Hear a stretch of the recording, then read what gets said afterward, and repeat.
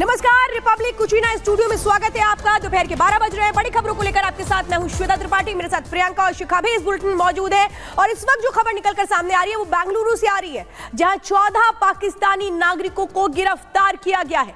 इसके पहले भी 3 लोगों को गिरफ्तार किया गया था और कुल मिलाकर कर्नाटक में अगर हम देखें तो अभी तक 22 पाकिस्तानी नागरिकों को गिरफ्तार किया गया है। अंदाजा आप लगाइए किस तरह से क्या ये बड़ी साजिश रच रहे थे, इनका मकसद क्या था, क्यों यहां पर आए थे, किसके संपर्क में थे, कौन इनको यहां पर लेकर के आए थे। कई अहम सवाल हैं जो उठ खड़े हुए हैं। जिगानी इलाका बताया जा रहा है बेंगलुरु का, जहां से गिरफ्तारी हुई है। किंग परवेज भी गिरफ्तार किया गया है। लगातार दिखा रहे हैं आप, ये देखिए कैसे चेन्नई, दिल्ली और हैदराबाद से इसके तार जुड़े हुए हैं। मेहदी फाउंडेशन से जुड़े हैं ये जो तार हैं, ये बड़ी बात आपको बता रहा है। बेंगलुरु टू हैदराबाद लगातार एक्शन चल रहा है। धार्मिक प्रचार के बहाने भारत में घुसे और उसके बाद ये तस्वीरें सामने आई।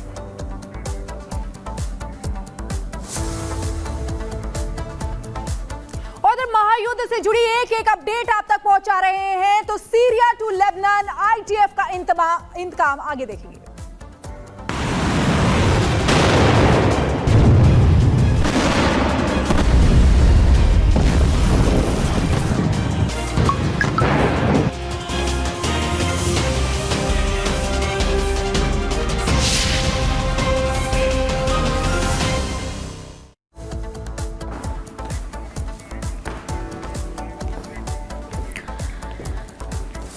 इजरायल के प्रधानमंत्री बेंजामिन नेतन्याहू ने यह कसम खा ली है कि जब तक आतंकवाद का सफाया नहीं करेंगे तब तक हमले वहां से नहीं रुकेंगे। एक वीडियो संदेश जारी किया है, हुबरी में नहीं बल्कि अंग्रेजी भाषा में। और इस अंग्रेजी वीडियो संदेश से सीधे तौर पर ये बताया है पूरी दुनिया को, चाहे फिर उसमें हम सीरिया की बात करें, उसमें हमास की बात करें या फिर उसमें लेबनान की बात करें, कि हम रुकेंगे नहीं। IDF लगातार बमबारी कर रहा है। बीती रात की अगर हम बात करें तो लेबनान में भी हमले किए गए, बमबारी की गई। इसके अलावा सीरिया में हमला किया गया, गाजा में हमला किया गया। और वहां जब सीरिया की हम बात करते हैं तो सीरिया के दशमिक में आपको बता दें इस हमले में 7 लोगों की मौत की भी जानकारी मिलती है, 15 लोग घायल हो जाते हैं। लगातार बमबारी हो रही है और एक बड़ा संदेश दुनिया के समक्ष पेश करने का प्रयास बेंजामिन नेतन्याहू ने किया है। पूरी खबर इस रिपोर्ट में देखिए।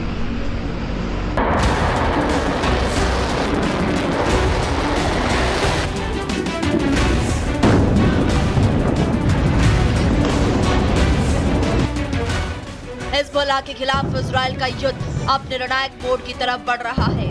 हमास की तरह अब हिजबुल्लाह की टॉप लीडरशिप भी इजराइल के निशाने पर है।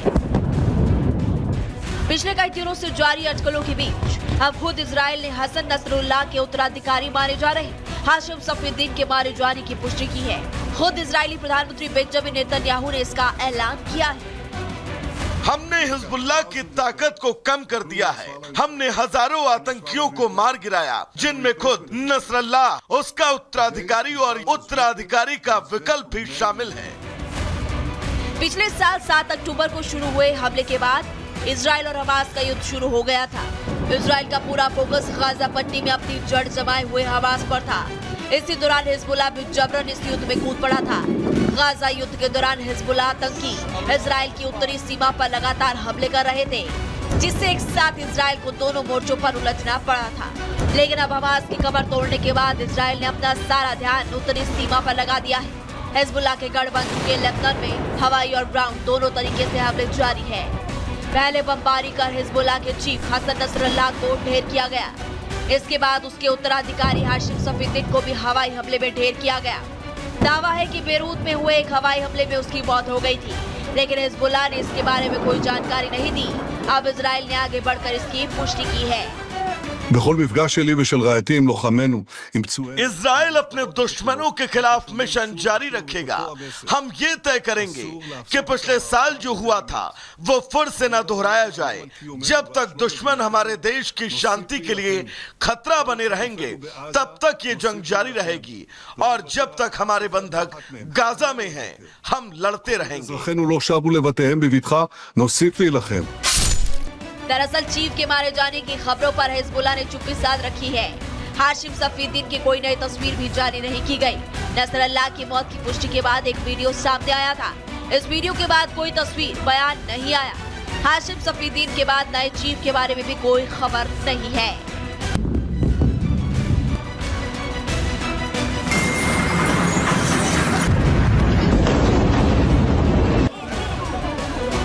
इजराइल का दावा है कि हिजबुल्लाह इस समय एक ऐसा संगठन है जिसका कोई चीफ नहीं है। दूसरी तरफ इजरायली दावों पर हिजबुल्लाह की चुप्पी कई सवाल खड़े कर रही है। माना जा रहा है कि हिजबुल्लाह के खिलाफ हिजबुल्लाह के चीफ को जिस तरह से इजराइल निशाना बना रहा है, उससे हिजबुल्लाह के अंदर डर का माहौल है, क्योंकि नए चीफ के नाम के खुलासे के बाद एक बार फिर वही शख्स इजराइल के निशाने पर आ जाता है। Bureau report, Republic Bharat.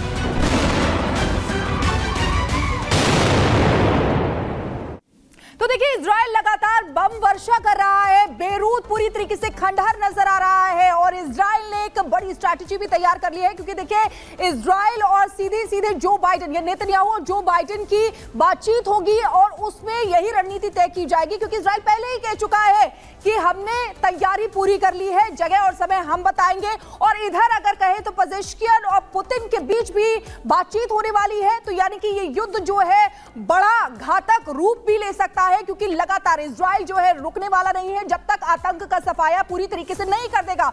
और ये नेतन्याहू पहले ही कह चुके हैं कि हिजबुल्लाह को निस्तनाबूद करने तक नहीं रुकेगा। और यही वीडियो संदेश जो उन्होंने जारी किया है, हिब्रू में नहीं बल्कि अंग्रेजी में किया है, वो सीधे संदेश है, चाहे हमास, चाहे हिजबुल्लाह, ईरान, बल्कि पूरी दुनिया को ये बड़ा संदेश गया है कि आतंक का सफाया करे बिना वो नहीं रुकेंगे। और चलिए अब आपको बताते हैं कैसे आईडीएफ से डर गया हिजबुल्लाह। आईडीएफ के टारगेट पर हिजबुल्लाह के चीफ। इसके बाद क्या होता है, क्योंकि लगातार अगर हम हिजबुल्लाह के इस पूरे कमांड सेंटर को देखें, तमाम लोगों को देखें, उन सब को एक एक करके ढेर कर दिया गया, क्योंकि इजराइल के खिलाफ हिजबुल्लाह अपने लोगों को एक्टिव कर रहा था। और यही एक बहुत बड़ी वजह थी कि इजराइल ने चुन चुन करके सबक सिखाया। चाहे एक तरह से कहे कि हिजबुल्लाह का चीफ रहा हो या फिर एक तरह से कहे हसन नसरुल्लाह रहा हो, उनको कैसे एयर स्ट्राइक पर ढेर कर दिया गया। और ये सारा का सारा अगर कहीं से कमांड कुछ मिलती थी तो वो नसरल्लाह से मिलता था। नसरल्लाह के उत्तराधिकारी पर भी हमला हुआ, यानी किसी को नहीं छोड़ा जाएगा, ये इजराइल ने बिल्कुल तय कर लिया था। हाशिम सफीदीन को आईडीएफ ने मारने का दावा किया। क्यों डर रहा है हिजबुल्लाह आईडीएफ से, ये वजह बहुत बड़ी ये है। हाशिम के बाद नए चीफ के नाम पर अभी तक खुलासा नहीं हुआ है कि आखिर नया चीफ कौन होगा, नया चीफ कब बनेगा, इसको लेकर अभी तक कोई भी अपडेट नहीं है। नए चीफ पर भी हमले की आशंका को लेकर के चुप्पी साधी गई है, क्योंकि ये माना जा रहा है उस पर भी अटैक किया गया है, लेकिन ऐसा अभी तक हिजबुल्लाह की तरफ से नहीं बताया गया। नए चीफ को लेकर के जो भी स्ट्रैटेजी है उसको हिजबुल्लाह पूरी तरह से गोपनीय रखना चाहता है। देखिए, पिछले साल की अगर बात करें तो इजराइल ने गाजा पर जिस तरह से तबाही मचाई थी, ठीक वैसी ही तबाही इजराइल अब लेबनान में मचाने की तैयारी कर रहा है। इजराइल की सेना ने लेबनान से सटे कई गांवों को खाली करा लिया है, और साथ ही जिसका सीधा ये मतलब है कि युद्ध अब आमने सामने का होगा। कैसे, इस रिपोर्ट में देखिए।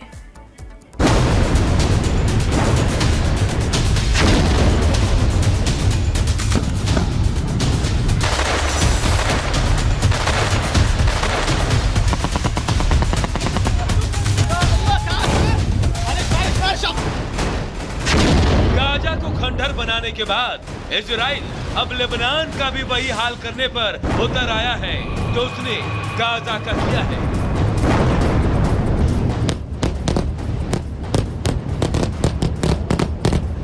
नेतन्याहू ने अब लेबनान की चारों तरफ से घेराबंदी कर दी है। इजराइल ने लेबनान सीमा के पास बसे 5 गांवों को खाली करा लिया है। ये 5 इलाके कौन कौन से हैं, ये आपको मैप के जरिए समझा देते हैं।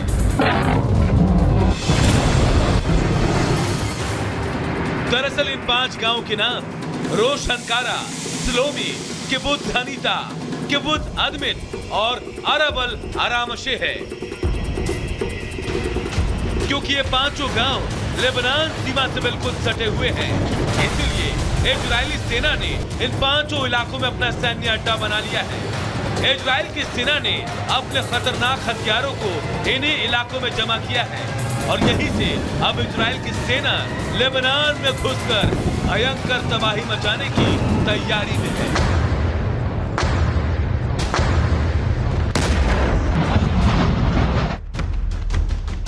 इजराइल डिफेंस फोर्स ने अब इन इलाकों में आम लोगों के एंट्री पर रोक लगा दी है।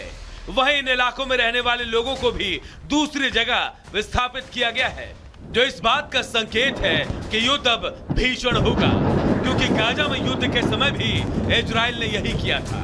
इजराइल ने गाजा से सटे इलाकों को खाली करा लिया था और फिर जमीन के रास्ते इजरायली सेना ने घुसकर गाजा में जमकर तबाही मचाई थी और उसे पूरी दुनिया ने देखा था।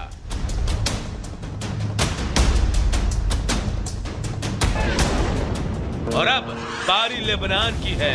नंबर लेबनान का आ गया है। लेबनान को खंडहर बनाने के लिए और हिजबुल्लाह के खुफिया ठिकानों को तहस नहस करने के लिए नेतन्याहू का पूरा प्लान तैयार है।